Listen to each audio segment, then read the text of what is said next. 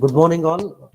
Today we will start unit number 2, feature extraction and selection.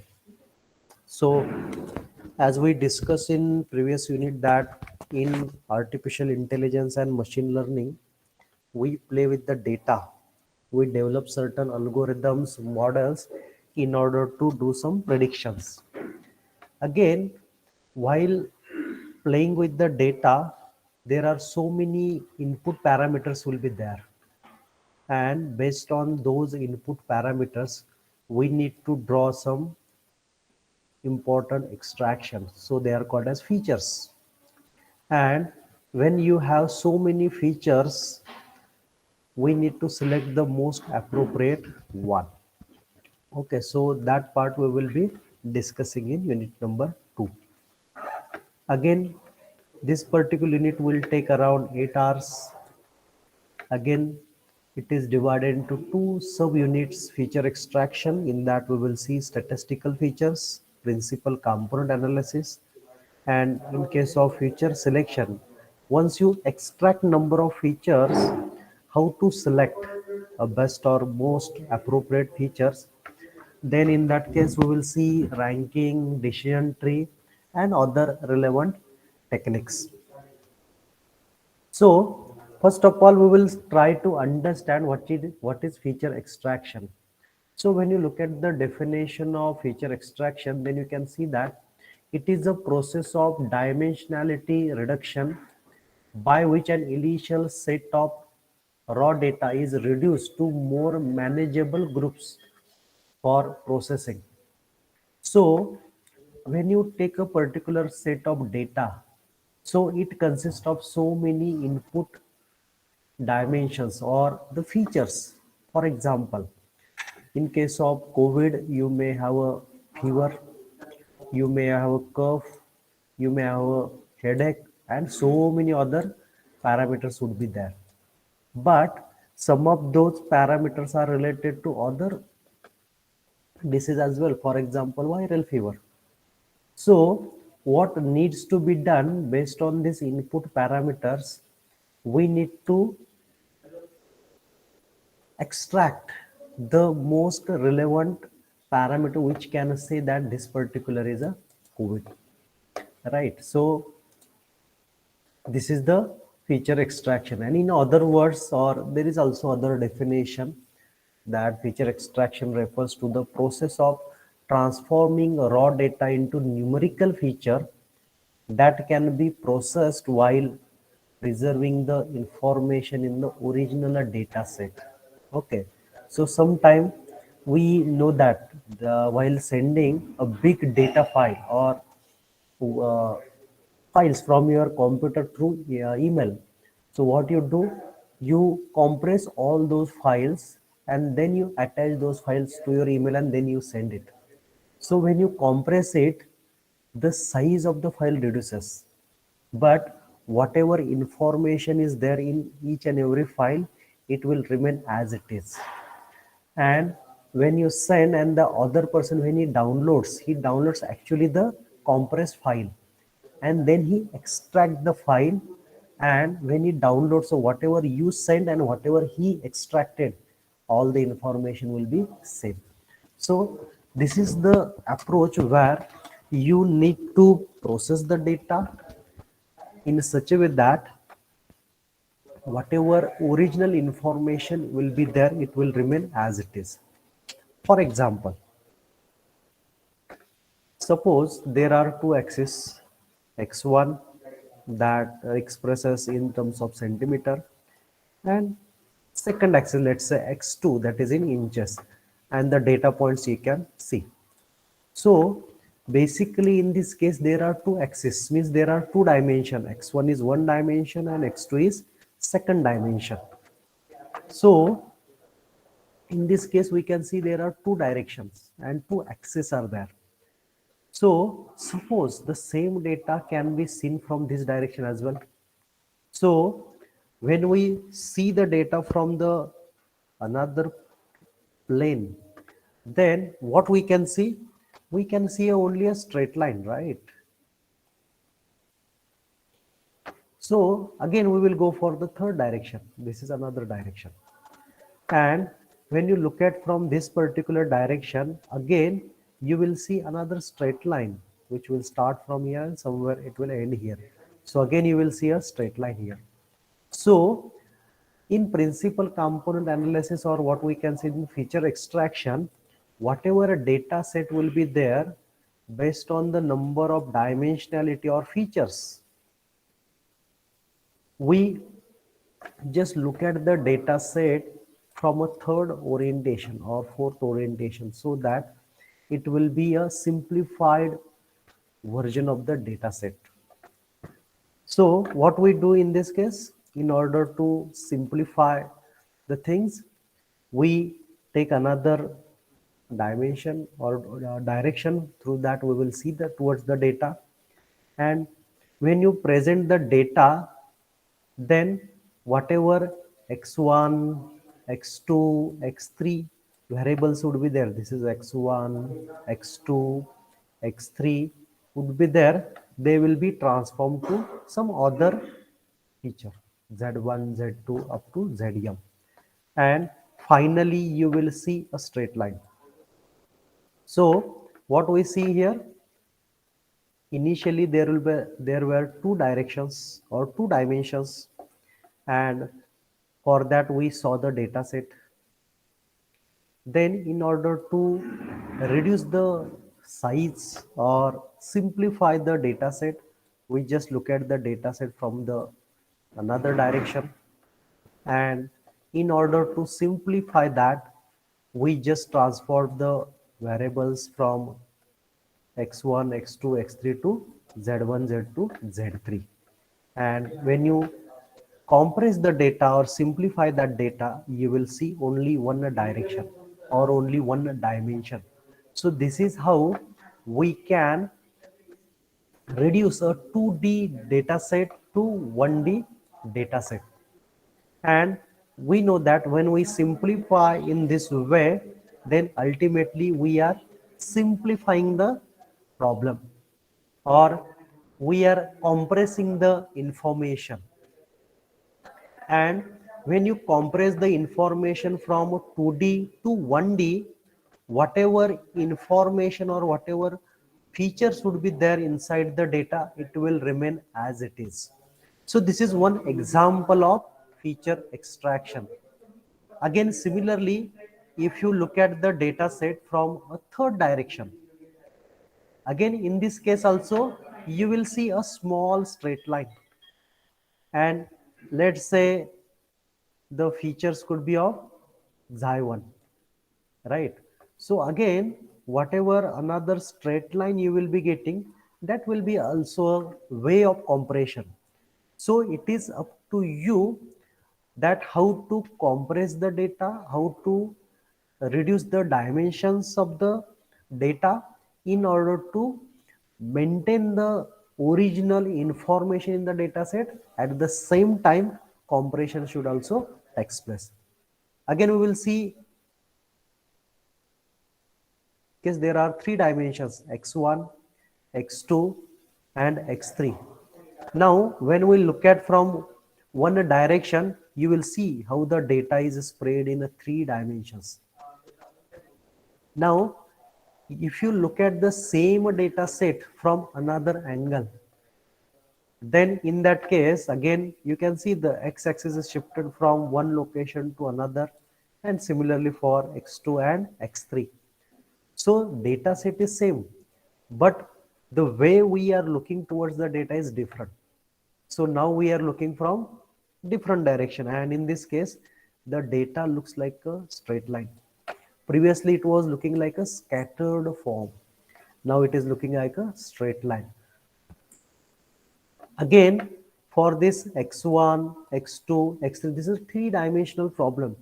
So again, you can come up with new variables z1 and z2 that convert the three dimensions into two dimensions. So when you compare the three-dimensional and two-dimensional, we can say that this is the two-dimensional version is little bit simplified way of presentation, right? Similarly, you can also think about looking at the data from other direction, and again you can simplify the same. So from these two examples, we try to understand the concept of feature extraction, that is particularly used for data compression or reduce the dimensions of the data, but at the same time our ultimate goal is to preserve the information in the original data set. There should not be any loss in the information. Then feature selections. So now you presented the data, compress the data, and do so many processes. Then the question comes, out of the various output feature, which is the most suitable feature? So what we need to do, we need to keep in our mind which are the most relevant variables from which we need to draw some conclusion, and that are taken for the further analysis. For example, from a lot of data, you extracted three features. This is first feature, this is second feature, and this is third feature. So there are three features extracted, but from analysis point of view, it is observed that the third feature is only important. So what you will do, you will keep only those features and you will just remove the remaining features for a particular type of analysis. So this is called as feature selection. Again, we will take a different example. Suppose you went to a doctor and you told what are the symptoms you have. For example, fever, cough, headache, blood pressure, body pain, and your hand is also fractured. So these information you provided to the doctor, and nowadays we know that there is a COVID wave. So what a doctor will do, he will not consider the fractured hand or issue related blood pressure. Okay, and based on the remaining feature, that is fever, cough, headache, right, body pain, based on that he will find out whether it is a COVID or other kind of disease. So a question come whenever you play with so many data points. So fever, cough, headache, blood pressure, body pain, fractured hand, these are the features, these are the dimensions. And what is the role of the doctor? From those features or the data, he has to draw some important feature to decide whether it is the COVID or it is something else. So same thing we do in the feature selection. So this is how the feature extraction and feature selection takes place. And there are different methods that are used for feature extraction. And in this particular section, we will be discussing the principal component analysis, PCA. So principal component analysis is a unsupervised machine learning algorithm that is used for the dimensionality reduction. Just like we saw, from two axes, let's say x and y, we just converted into a single axis. And it is an unsupervised learning algorithm. This is important, you need to remember it, because in previous classes we discussed what is supervised, unsupervised, semi-supervised machine learning algorithm. Now there is a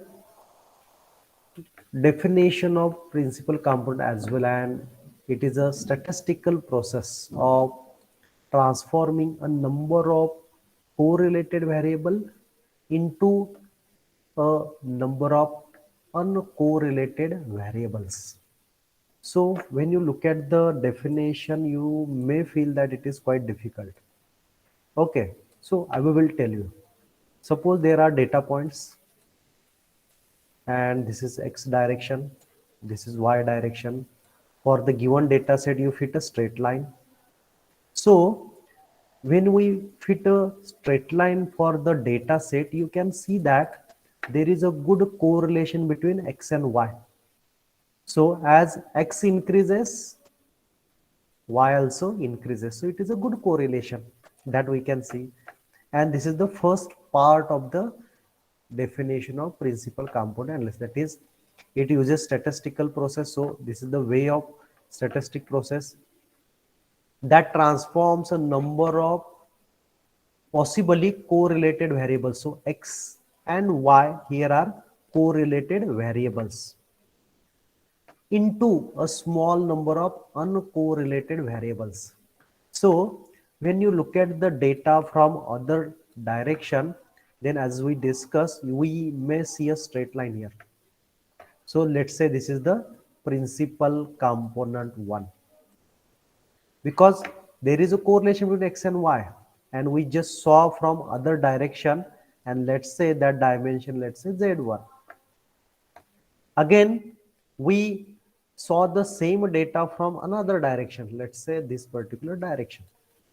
So again, in this case also you will see a straight line, and let's say it is a z2, and let's say it is a pc2.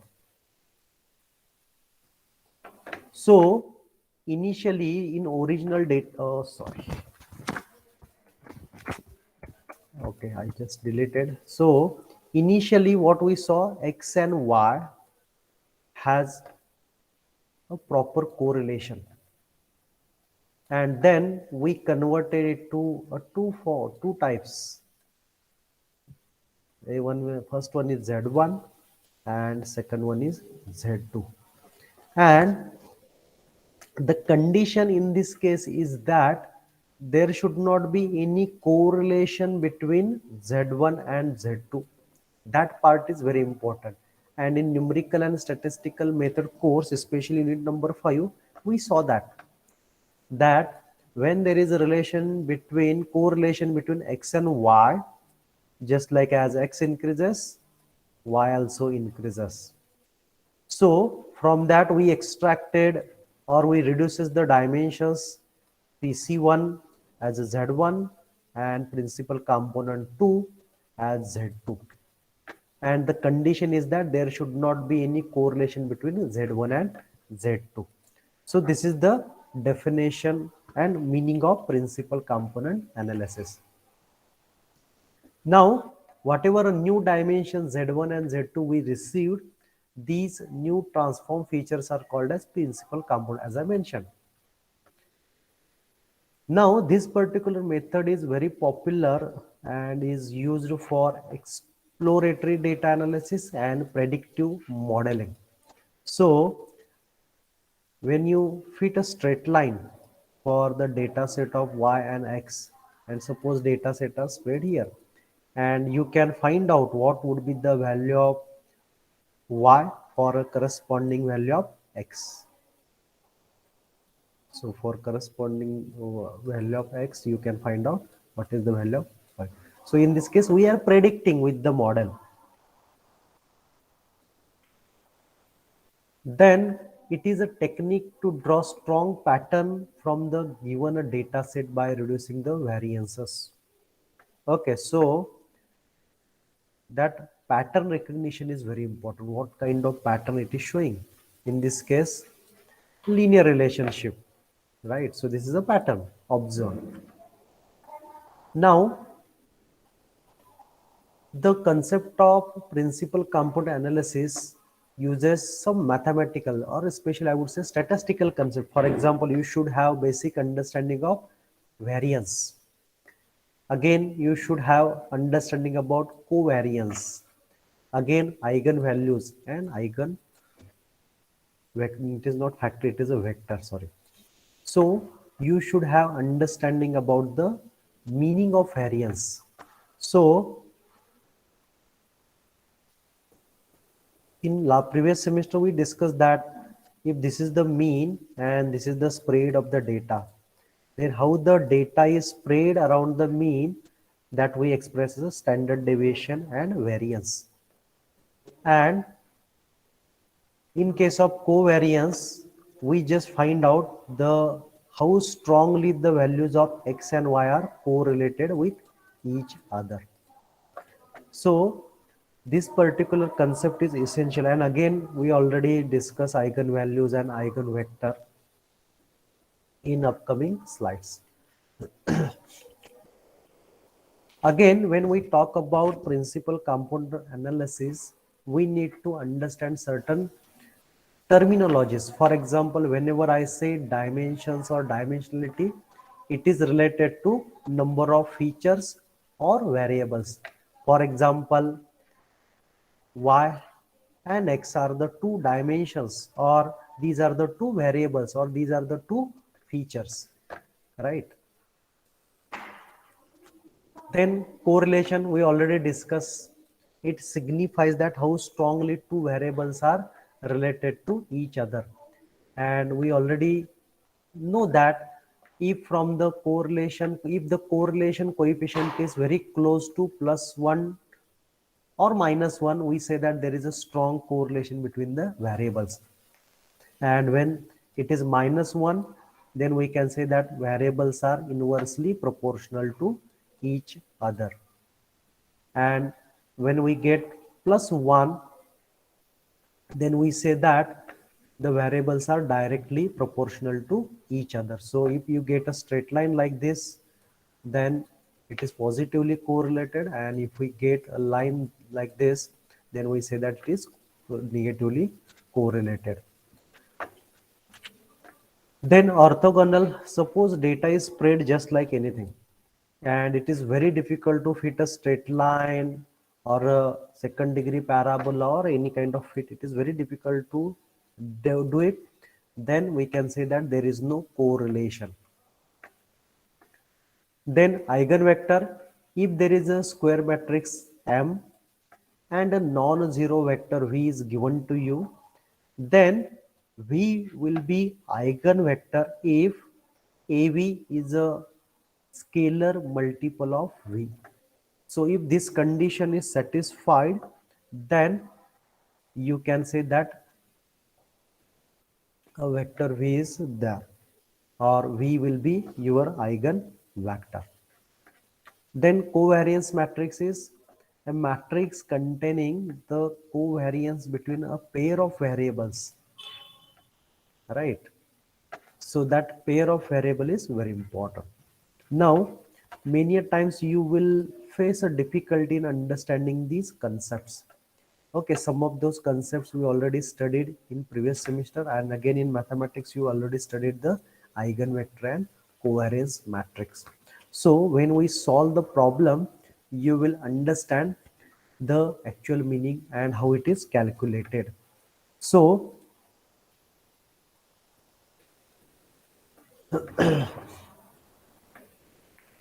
we discussed that for the given data set we try to fit the equation, right? So these are the data points and variables x and y, where y is f of x, and when we fit a straight line we may get an equation like y is equal to a plus bx.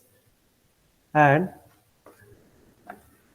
when we draw this straight line, we draw in a such a way that the distance between the straight line and the point should be as minimum as possible, so that whatever correlation coefficient would be there, based on that we can predict the relationship between x and f of x.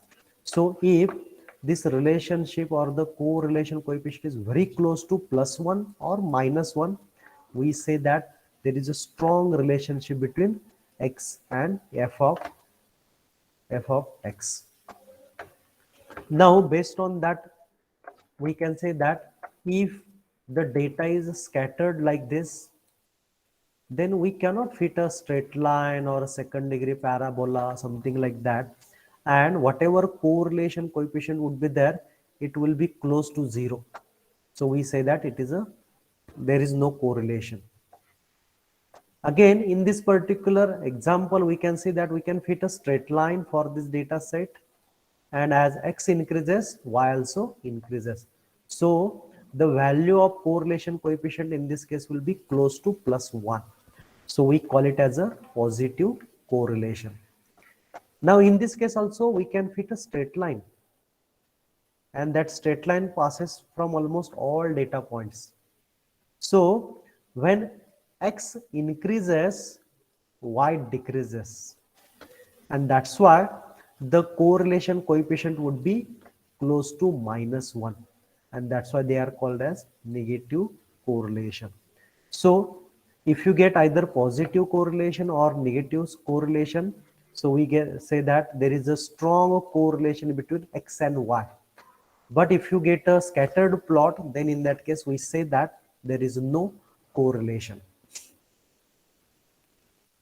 Now in case of principal component analysis, there is a well-known algorithm, and that algorithm we will discuss or with the help of certain steps.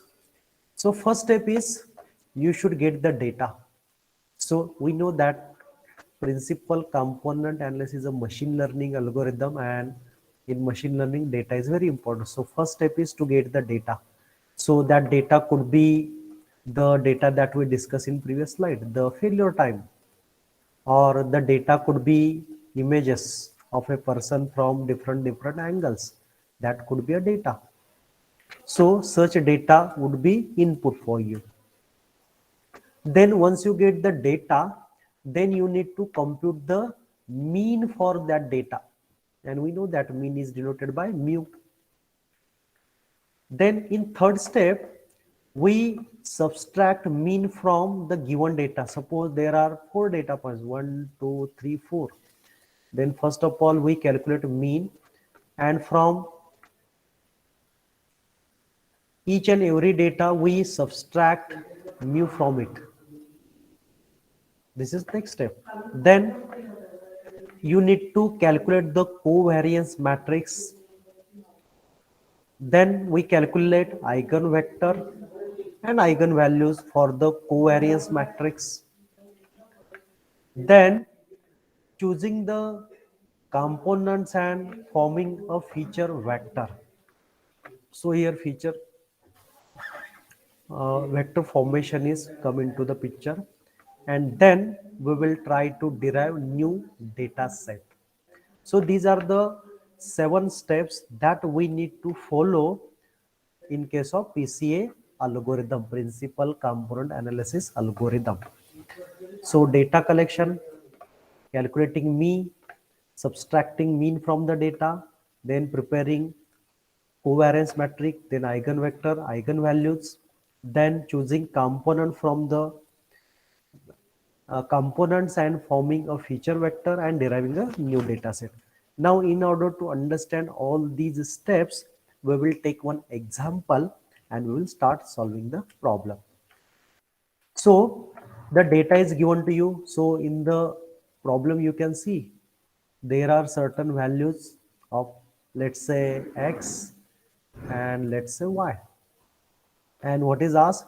Compute the principal component using PCA algorithm. So this is one way of asking the problem. The same problem can be asked in a different way.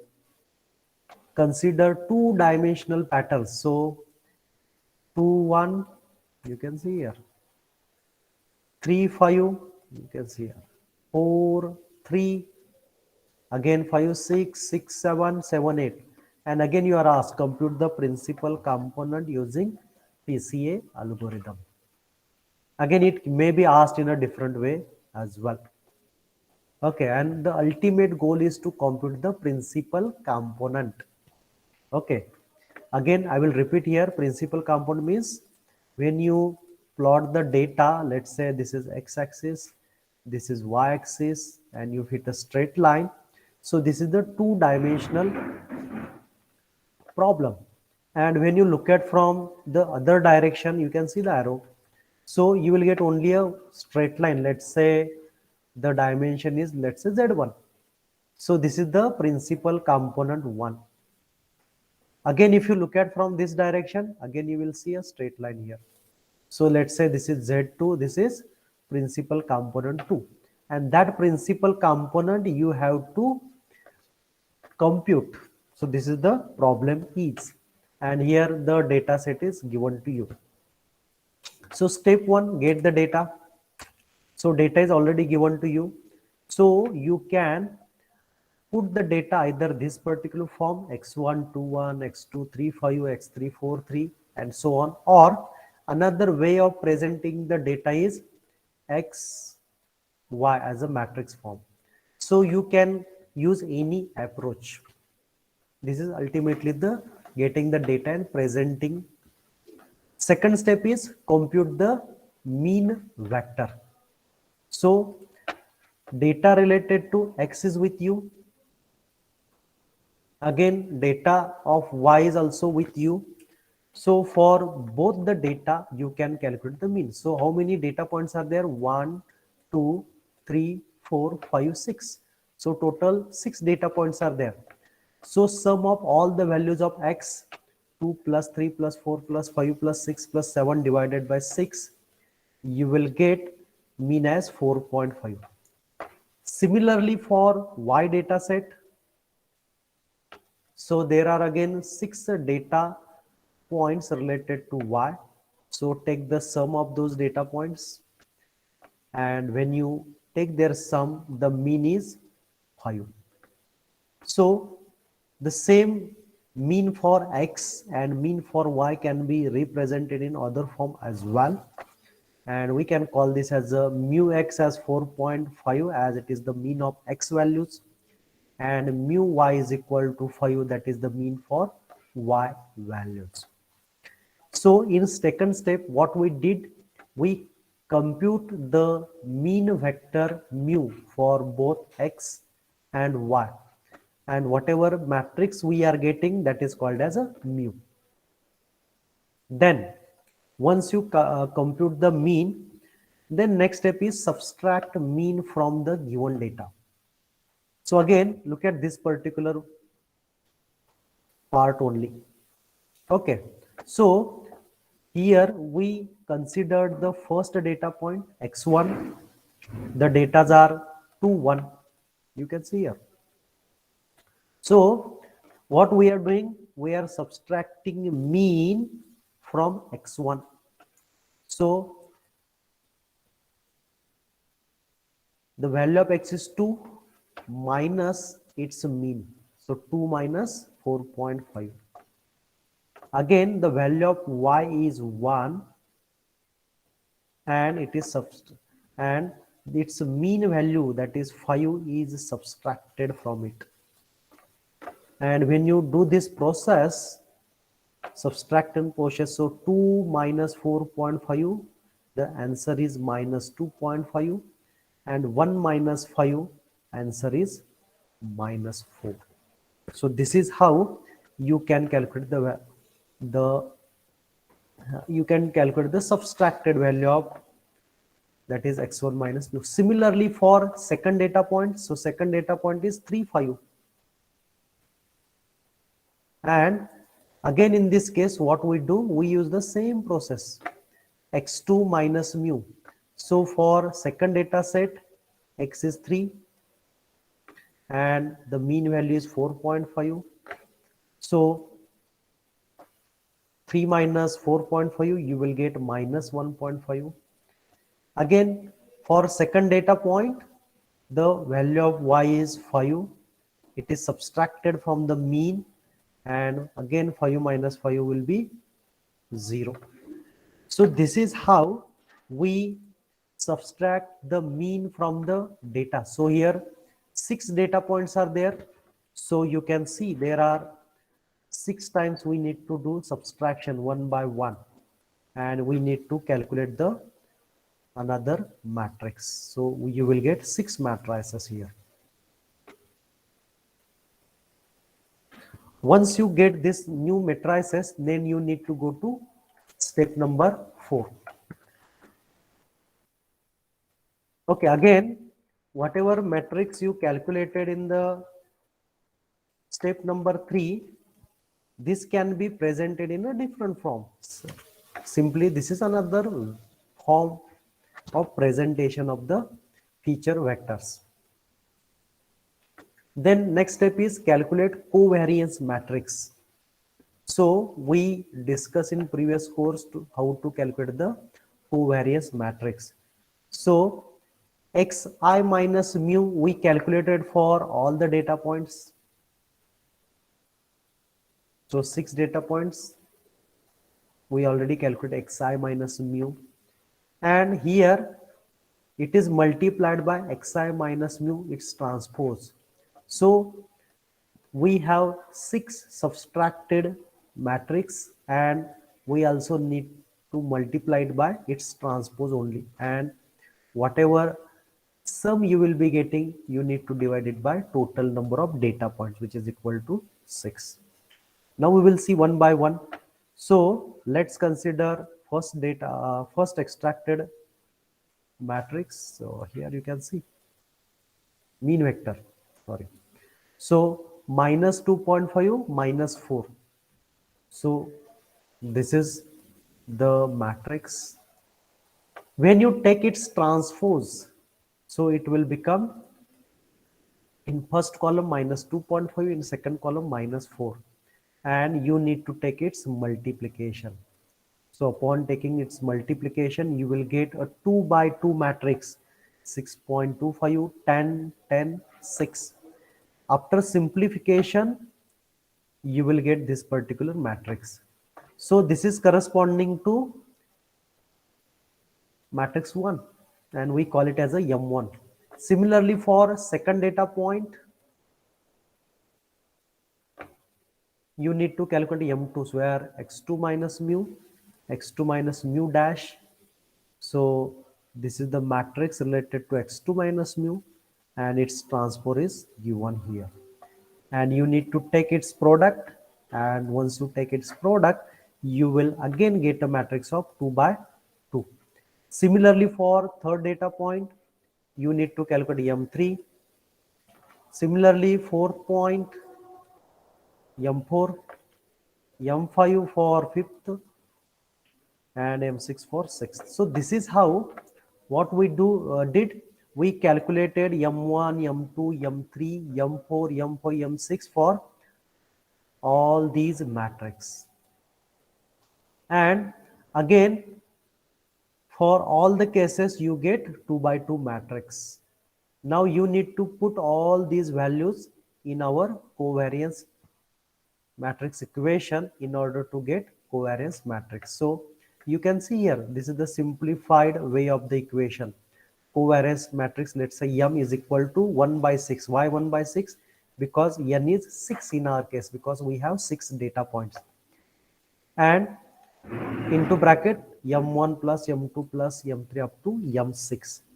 So we need to put M1 is equal to its corresponding matrix, M2 is equal to corresponding matrix, and so on up to last matrix. Once you do it,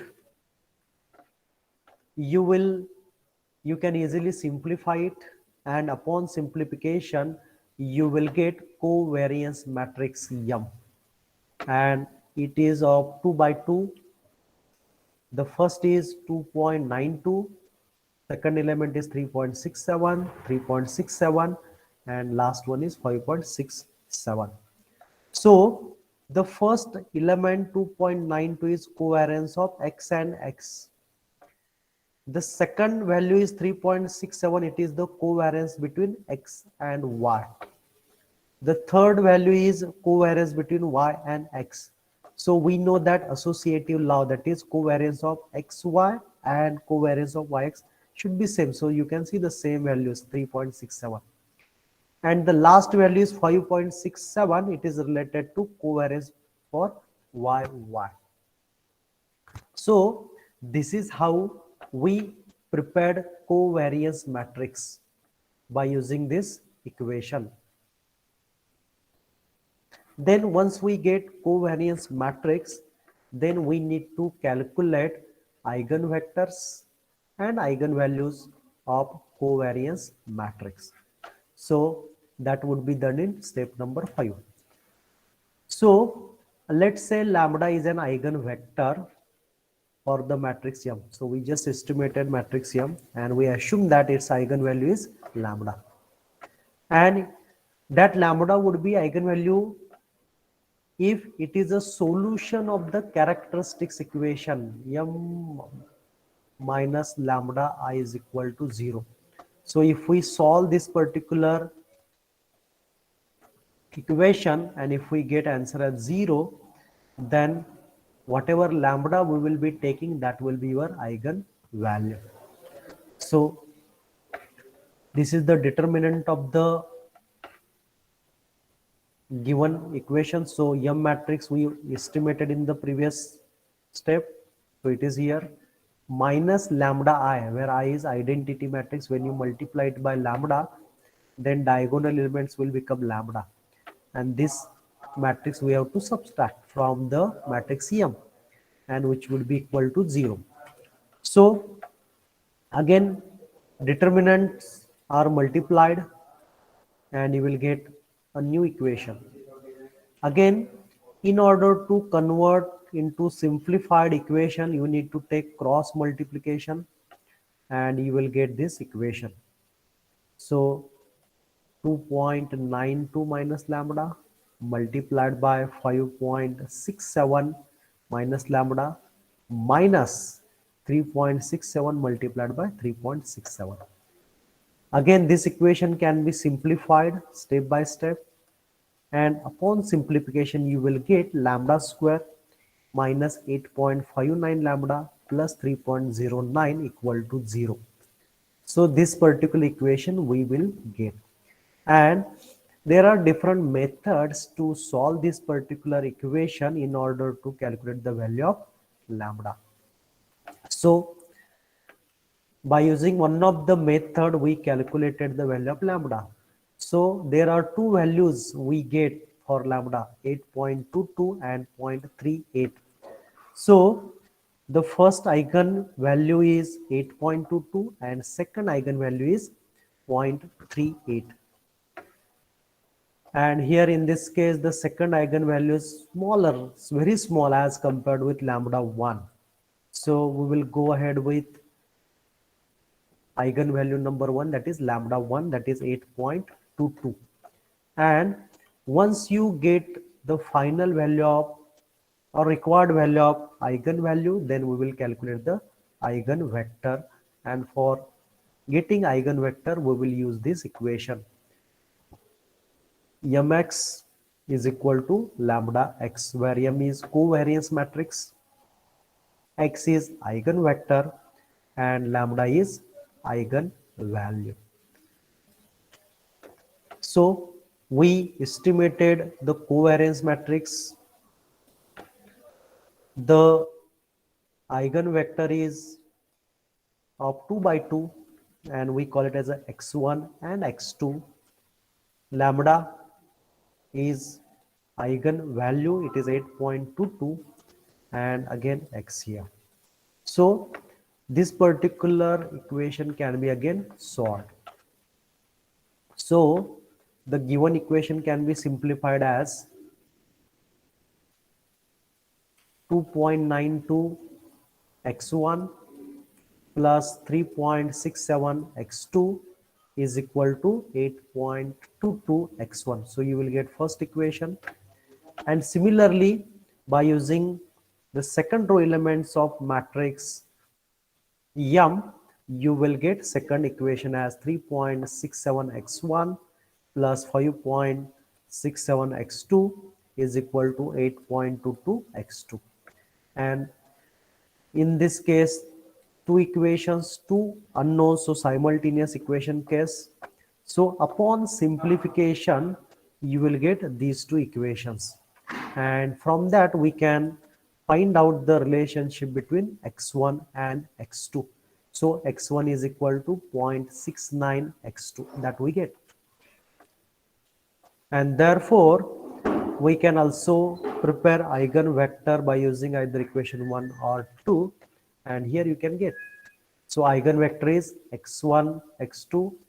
x1 is 2.55 and x2 is 3.67.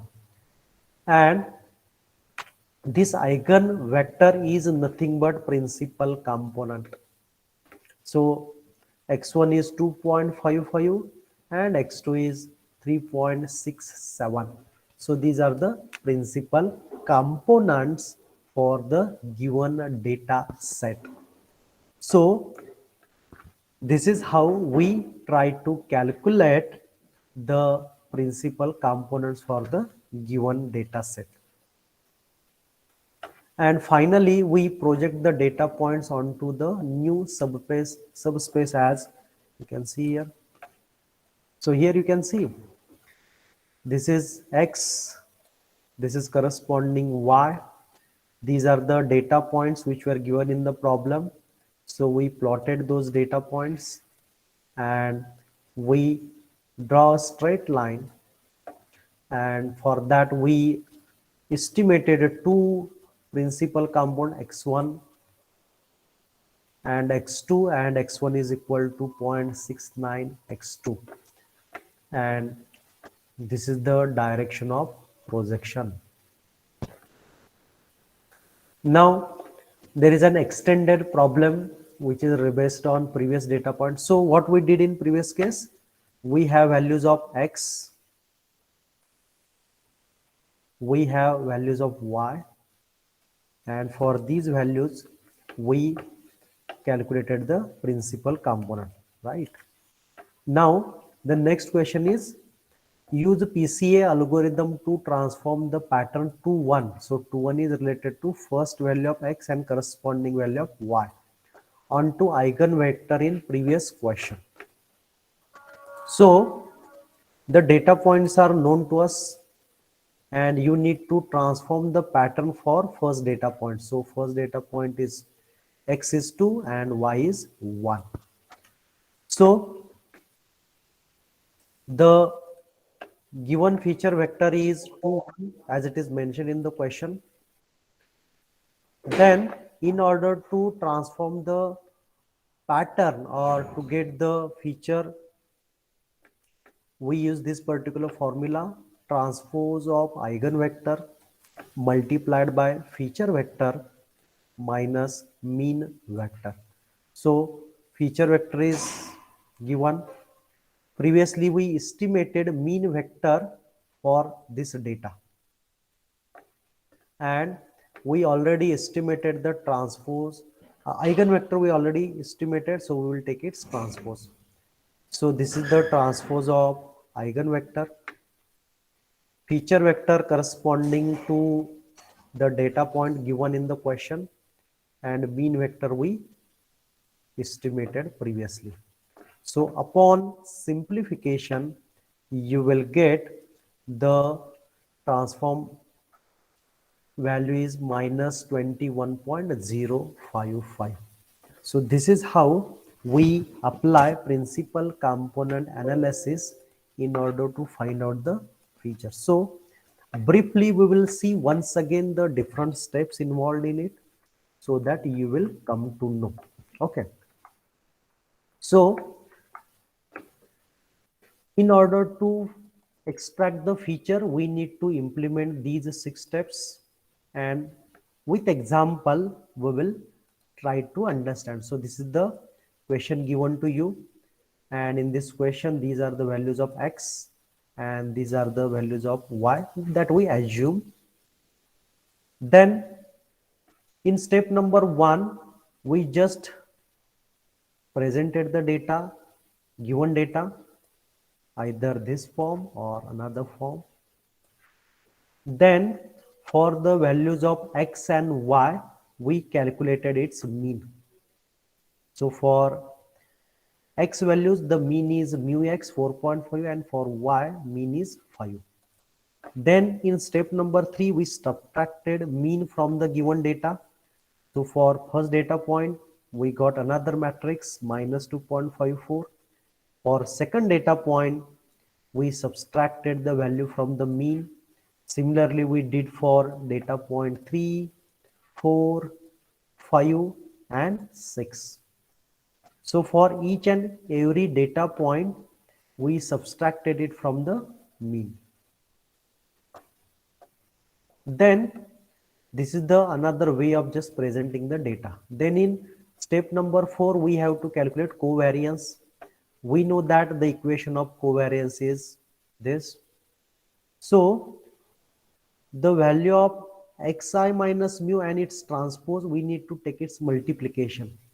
So there are 6 data points. So for each and every data point, we calculated the value of m.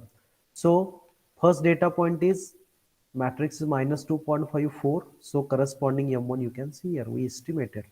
Similarly, for second data point, we calculated m2 and so on. And this is how we calculated m1, m2, m3, m4 up to m6. So again, we put those values of the m in this equation. Just we simplified that equation like this. So as there are 6 data points, so n is 6 and sum of m1, m2, m3, m4, m5, m6 is, this is 2 by 2 matrix. Again, we simplified it, and the simplified matrix will be your covariance matrix, and the analogy is also presented.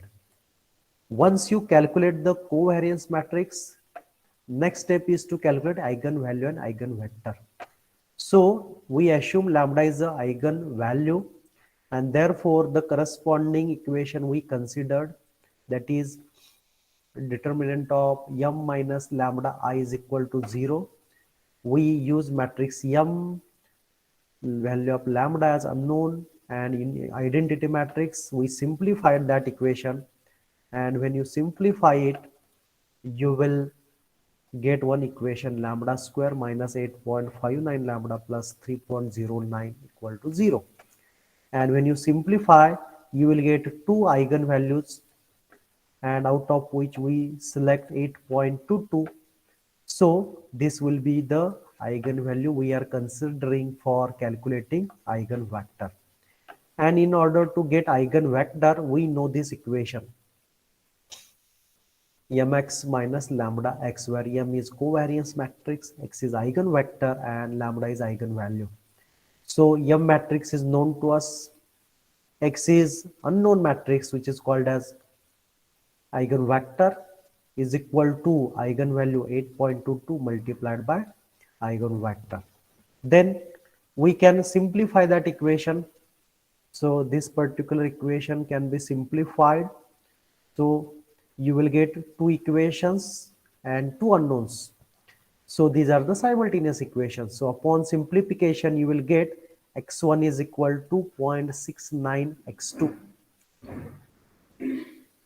and the value of x1 is 2.55 and value of x2 is 3.67. So this is how you will get other eigenvector, and it is nothing but the principal component. And this is the projected, or on the pictorial form, the principal components are shown. Now for a data point 2, 1, we also transform the feature, and you will get minus 21.055. Again, there are certain advantages and limitations, also some properties are there. So briefly we will discuss the same. So first of all, applications. So where the principal component analysis is useful for computer vision, where data presentation, pattern identification, image compression, face recognition, these are the some of the applications. In gene expression analysis also it is used. Then handwritten character recognition, data compression. So these are the some of the applications where component principal component analysis is used. Again, the principal component analysis can be useful when there is a severe high degree of correlation present in the multi-attribute. So if there is a strong correlation between two variables, let's say x and y, this particular method is very effective. Again, when data set consists of several clusters, the principal axis found by PCA usually pick projection with good separation. So suppose x and y axis, we'll draw another diagram. So if there is a x and y axis, and There are clusters, say, let's say some data points are collected in this circle, concentrated. Some data points are concentrated in another circle, and in third circle also some data points are concentrated. So the if such a data is there, especially with the clusters, so PCA is more useful. And PCA provides an effective basis for feature extraction in this case. So one by one, it will extract the feature. Again, for good data compression, PCA offers a useful self-organized and learning procedure. So that is there. We already see the example of data compression initially. Then shortcomings. PCA requires a diagonalize matrix, and it would be very if n is large. So whatever example we saw, there were 6 data points, and there are only 2 parameters. One is related to x and one is related to y. So suppose there are 1000 data set, and instead of x and y, let's say there are 3 dimensions, x, y, and let's say z. So is it very difficult to manually do the process? And that's why we go for computational techniques. And again, still, as the number of data set increases, computational time also increases. And again, PCA only finds linear subspaces. So if non-linear case is there, then in that case it is difficult to do it. Then it works, that is PCA works best if the individual components are Gaussian distributed. So Gaussian means normal distribution. If normal distribution is the case for the data set, then yes, of course we can go for principal component analysis. But if it is not normal distribution and it is a skewed distribution, let's say,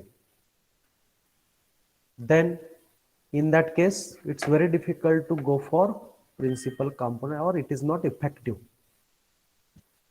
Then PCA does not say how many target dimensions to use. So this is briefly about principal component analysis. So if you have any question, you can ask the same. Yes, any question from your side?